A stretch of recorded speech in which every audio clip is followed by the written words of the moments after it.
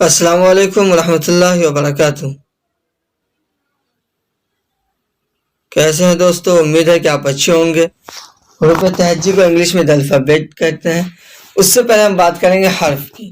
تو حرف کسے کہتے ہیں؟ تو انسان کے منہ سے نکلنے والی ہر آواز کو ظاہر کرنے کے لیے جو نشانات اور علامات بنائے گئے ہیں اس کو ہم حرف کہتے ہیں، اور چند حرف کے مجموعہ کو ہم حروف کہتے ہیں۔ حروف تہجی کہتے ہیں، تہجی کے معنی ہجے کرنے کے۔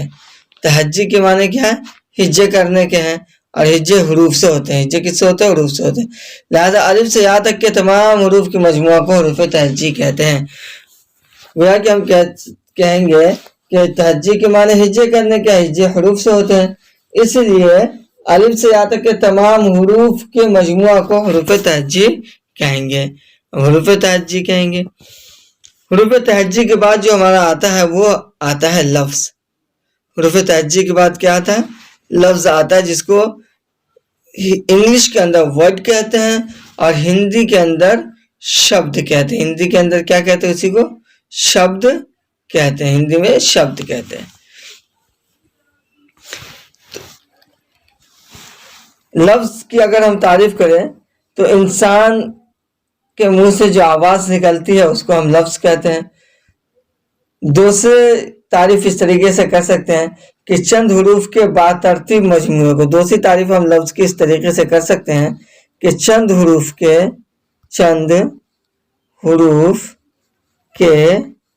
باترتیب مجموعے کو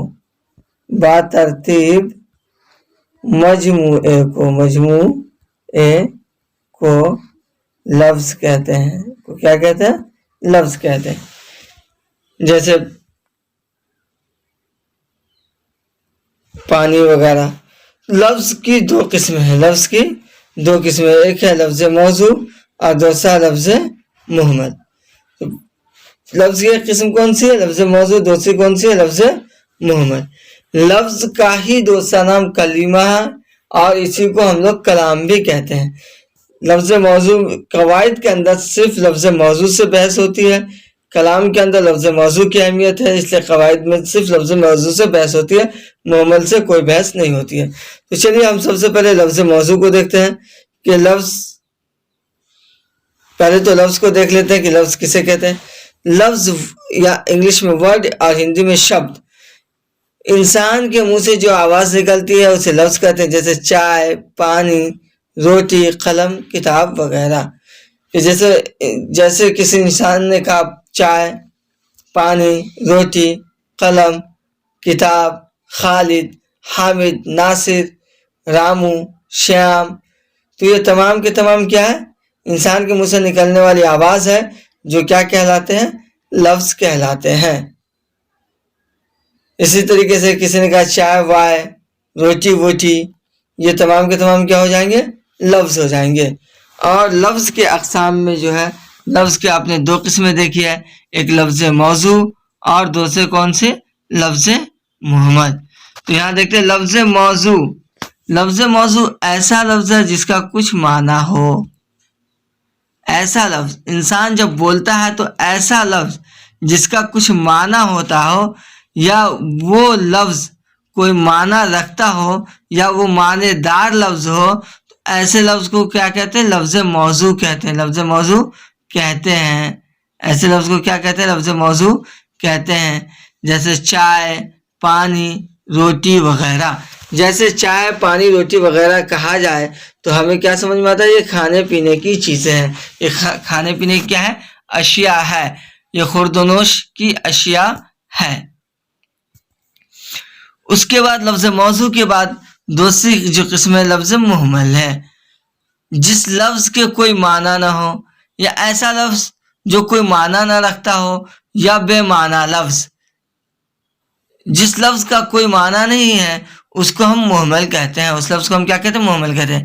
جیسے چائے وائے، روٹی ووٹی، کھانا وانا وغیرہ میں وائے، ووٹی اور وانا، ان لفظوں کے کوئی معنی نہیں ہے، لیکن لوگ ان کو جو ہے ایک دوسرے لفظ سے جوڑ کر کے بولتے ہیں، تو ایسے لفظ جو کوئی معنی نہیں رکھتا ہو، جیسے وائے، ووٹی، وانا وغیرہ، ایسے لفظ کو ہم مہمل کہتے ہیں۔ اب آگے دیکھیں گے لفظ موضوع۔ لفظ موضوع کی کتنے قسمیں ہیں اور لفظ موضوع کو کیا کہتے ہیں، اور تو اگر ہم بات کریں تو بناوٹ کے اعتبار سے لفظ کی دو قسمیں ہیں۔ بناوٹ کے اعتبار سے لفظ کی دو قسمیں ہیں، یا یوں کہہ سکتے ہیں کہ لفظ موضوع کی دو قسمیں۔ لفظ موضوع کی کتنے قسمیں؟ دو قسمیں ہیں۔ اسی کو ہم کہتے ہیں کہ بناوٹ کے اعتبار سے بھی لفظ کی دو قسمیں، اسی کو کہا جاتا ہے کہ بناوٹ کے اعتبار سے لفظ کی دو قسمیں۔ ایک مفرد جس کو کلمہ کہتے ہیں، ایک کیا کون سا ہے؟ مفرد جس کو کلمہ کہتے ہیں، دوسرا مرکب جس کو کلام کہتے ہیں۔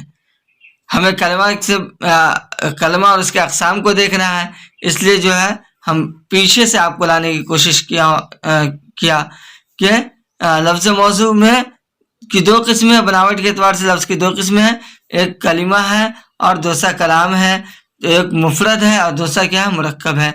اگر ہم بات کریں تو معنی کے اعتبار سے لفظ کی تین قسمیں ہوتی ہیں، تو اس کو ابھی ہم نہیں دیکھیں گے، پہلے ہم دیکھ رہے ہیں بناوٹ کے اعتبار سے لفظ کی دو قسمیں، ایک مفرد یا کلمہ، مرکب یا کلام۔ تو چلیے سب سے پہلے دیکھتے ہیں مرکب۔ سب سے پہلے بات ہم کریں گے مرکب۔ چلیے تو لفظ مرکب کیا ہے؟ مرکب بامعنی لفظ کے مجموعہ کو کلام یا مرکب کہتے ہیں۔ جو بامعنی لفظ ہوتا ہے، جو بامعنی لفظ کا مجموعہ ہوتا ہے، اس مجموعے کو ہم کیا کہتے ہیں؟ مرکب یا کلام کہتے ہیں۔ جیسے رحمت اللہ، دولت مند، خلق اللہ۔ دیکھیے اس میں دو لفظوں کا مجموعہ یہاں پہ ہے، ایک رحمت اور ایک اللہ۔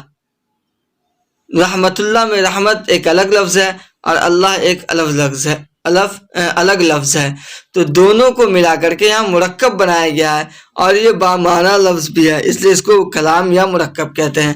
اسی طریقے سے دوسرا لفظ ہے دولت مند۔ دولت ایک الگ لفظ ہے، مند الگ لفظ ہے، دو لفظوں کو ملا کر کے یہاں مرکب بنایا گیا ہے۔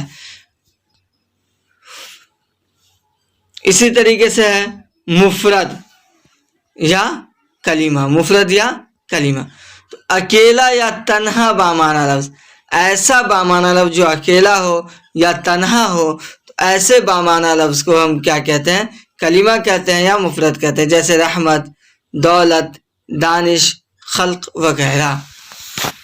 تو یہاں دیکھیے دولت بھی ہے، رحمت یہ بامعنی لفظ ہے، اکیلا بھی ہے، تنہا بھی ہے، تو اس کو ہم کیا کہیں گے؟ مفرد یا کلمہ کہیں گے۔ دولت بامعنی لفظ ہے، اکیلا اور تنہا ہے۔ دانش بھی بامعنی لفظ ہے، اکیلا اور تنہا ہے۔ خلق بھی بامعنی لفظ ہے، اکیلا اور تنہا ہے۔ تو آپ نے دیکھ لیا کہ حروف تہجی کسے کہتے ہیں۔ حروف تہجی کے بعد آپ نے لفظ کی قسموں کو دیکھا بناوٹی کے اعتبار سے، موضوع اور مہمل دیکھا۔ پھر موضوع اور مہمل میں جو ہے بناوٹ کے اعتبار سے دو قسم دیکھا آپ نے، مفرد اور مرکب، جس کو کلمہ اور کلام بھی کہتے ہیں۔ جو مفرد کلمہ ہوتا ہے، جو مفرد ہوتا ہے لفظ موضوع کے اندر بناوٹ کے اعتبار سے جو مفرد ہوتا ہے، اس کو ہم کیا کہتے ہیں؟ کلمہ کہتے ہیں، اس کو کلمہ کہتے ہیں۔ اب ہم یہاں پہ بات کریں گے کلمہ کی۔ کس کی بات کریں گے؟ کلمہ کی، کہ کلمہ کیا ہے، کلمہ کی کتنے قسمیں ہیں، کلمہ کی کتنی قسمیں۔ تو کلمہ سمجھ گئے، اکیلا یا تنہا بامعنی لفظ کو کلمہ یا مفرد کہتے ہیں۔ اب ہم بات کریں گے کلمہ کے اقسام کی، کلمہ کی کتنی قسمیں ہیں۔ تو دوستو کلمہ کی تین قسمیں ہیں، کلمہ کی تین قسمیں۔ اسم، ایک ہے اسم جس کو انگلش میں ناؤن کہتے ہیں، اور ہندی میں سنجھا کہتے ہیں۔ ہندی میں کیا کہتے ہیں؟ سنجھا کہتے ہیں۔ دوسرا ہے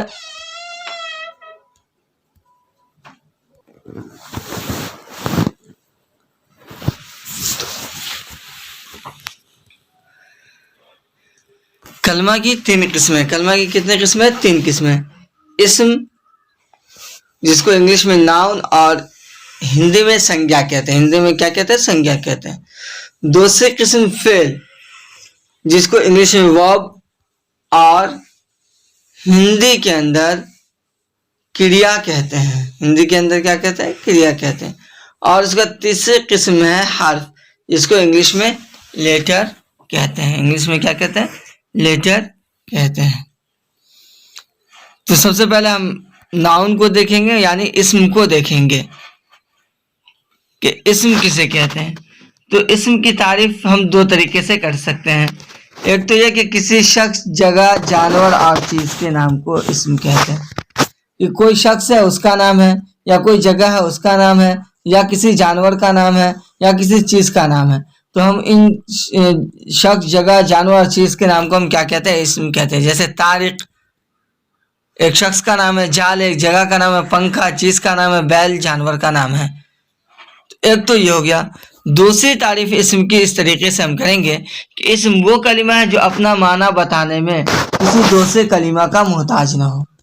مطلب کہ اسم ایسا کلمہ ہے جو اپنا معنی اپنے بل بوتے پر بتاتا ہو، باقی دوسرے کلمہ کا وہ محتاج نہ ہو کہ دوسرے کلمہ سے مل کر کے وہ اپنا معنی بتائے، اور نہ اس میں کوئی زمانہ پایا جائے. ایسا کلمہ جو اپنا معنی بتانے میں خود مختار ہو، وہ اپنا معنی خود بتاتا ہو بغیر کسی دوسرے کلمہ سے ملے بغیر، اور اس کلمہ کے اندر کوئی زمانہ نہ پایا جاتا ہو، تو ایسے کلمہ کو ہم کیا کہتے ہیں؟ اسم کہتے ہیں. جیسے طارق ہے، حامد ہے، ناصر ہے، شیام ہے، رامو ہے، موہن ہے، احسن ہے، نورعین ہے، جالے ہے، دربھنگا ہے، بھارت ہے، انڈیا ہے، پنکھا، موبائل، بیل، بکری، گائے، بھینس. یہ تمام کے تمام ایسے کلمہ ہیں کہ جو اپنا معنی خود بتاتا ہے. اس اپنا معنی بتانے میں کسی دوسرے لفظ کا یا کلمہ کا یہ محتاج نہیں ہے، اور اس میں تینوں زمانہ، ماضی، حال اور مستقبل میں سے کوئی زمانہ بھی اس میں پایا نہیں جا رہا. تو اسم کسی شخص، جگہ، جانور اور چیز کے نام کو کہتے ہیں، یا ایسا کلمہ جو اپنا معنی خود بتائے، اپنے معنی بتانے میں دوسرے کلمہ کا محتاج نہ ہو اور اس میں کوئی زمانہ بھی نہ پایا جائے. اس کے بعد آتا ہے فعل جس کو انگلش کے اندر ورب کہتے ہیں اور ہندی میں کریا کہتے ہیں. ہندی کے اندر کیا کہتے ہیں؟ کریا کہتے ہیں. تو یہ وہ کلمہ ہے جس میں کام کا کرنا یا ہونا ظاہر ہو. جس کلمہ کے اندر یا جس لفظ سے ہمیں کسی کام کا کرنا یا ہونا ظاہر ہو تو ہم اس کو کیا کہیں گے؟ فعل کہیں گے. اس کو کیا کہیں گے؟ فعل کہیں گے. ہندی میں اس کو کیا کہیں گے؟ کریا کہیں گے. جیسے آیا، گیا، کھایا، لکھا، دیکھا وغیرہ. فعل کی دوسری تعریف ہم اس طریقے سے کریں گے کہ وہ فعل وہ کلمہ ہے جو اپنا معنی بتانے میں دوسرے کلمہ کا محتاج نہ ہو. یہ بھی اپنا معنی بتانے میں کسی دوسرے کلمہ کا محتاج نہیں ہوتا ہے، لیکن ان میں تینوں زمانہ، ماضی، حال اور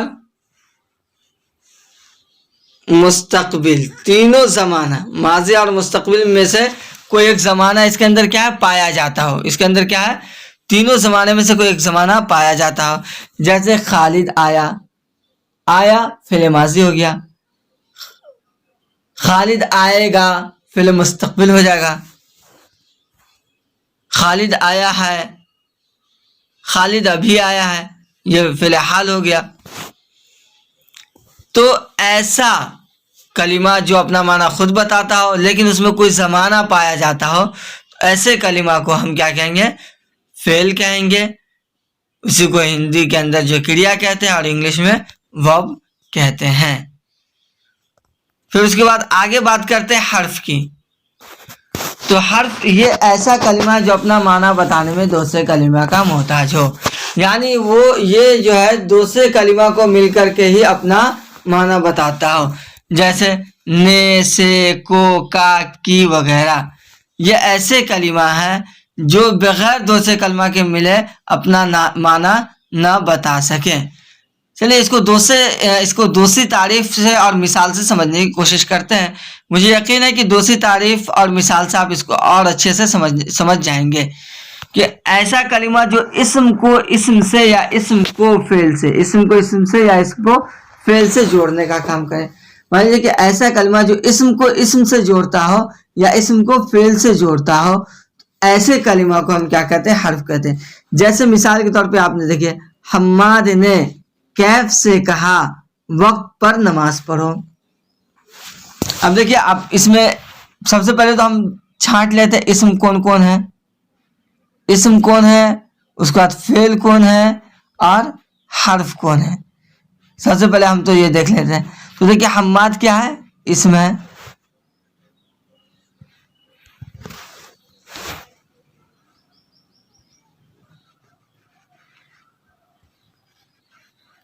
اسم، فعل اور حرف. تو اس میں حماد کیا ہے؟ اسم ہے. کیف کیا ہے؟ اسم ہے.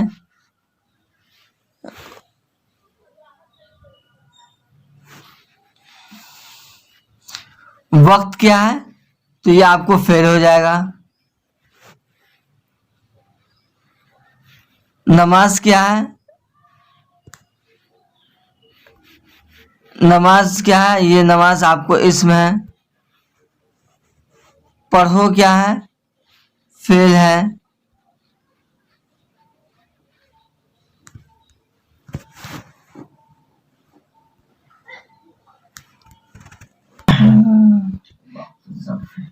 چلیے تو سب سے پہلے ہم کیا کرتے ہیں کہ اس میں سے اسم اور فعل اور حرف کو ہم چھانٹ کے دیکھتے ہیں، پھر اس مثال میں ہم سمجھیں گے. پہلے اسم، فعل اور حرف کو الگ الگ کر لیتے ہیں، پھر آگے ہم دیکھیں گے اس میں. تو دیکھیے حماد، حماد آپ کو اسم ہو جائے گا.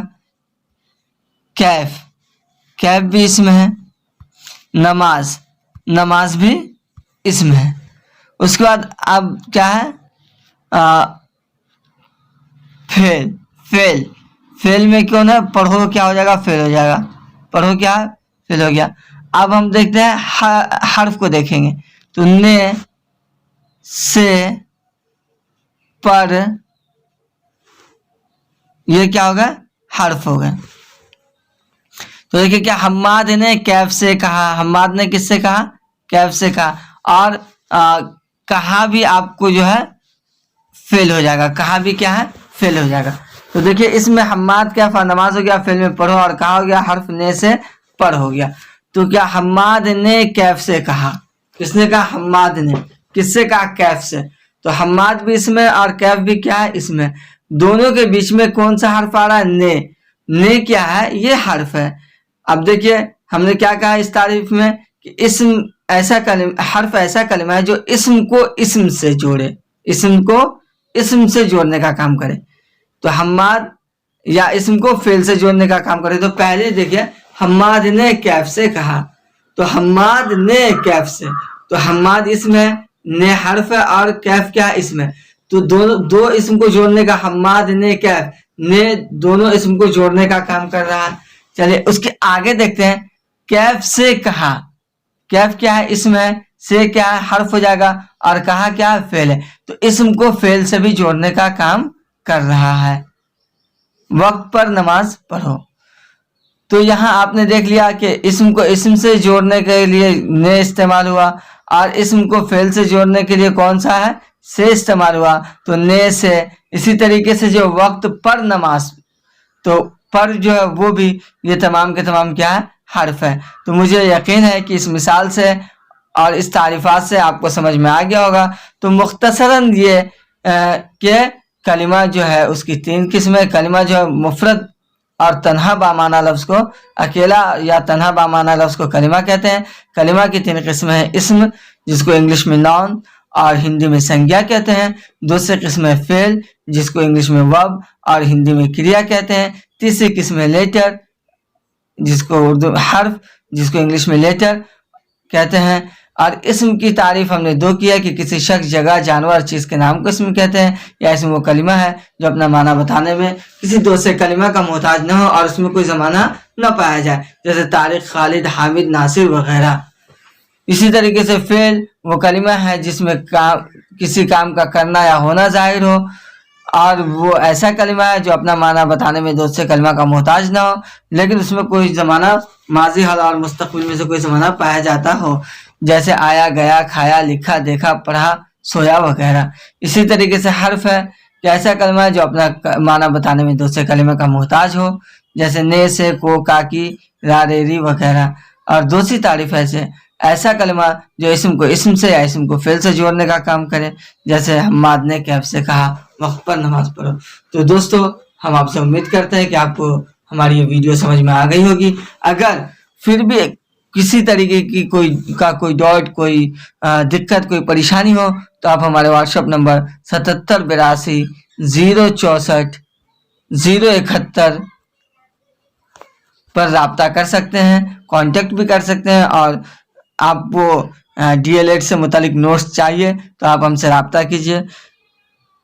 انشاءاللہ شارٹ نوٹس بہترین عمدگی کے ساتھ آپ کو دیا جائے گا۔ اور آخر میں آپ تمام دوستوں سے ہم گزارش کرتے ہیں کہ جنہوں نے ابھی تک ہمارے یوٹیوب چینل کو سبسکرائب نہیں کیا ہے وہ ہمارے یوٹیوب چینل کو سبسکرائب کر لیں اور ساتھ ہی بیل آئیکن کا بٹن دبا لیں تاکہ ساری ویڈیو آپ تک پہنچتی رہے۔ السلام علیکم ورحمۃ اللہ۔ خدا حافظ دوستو۔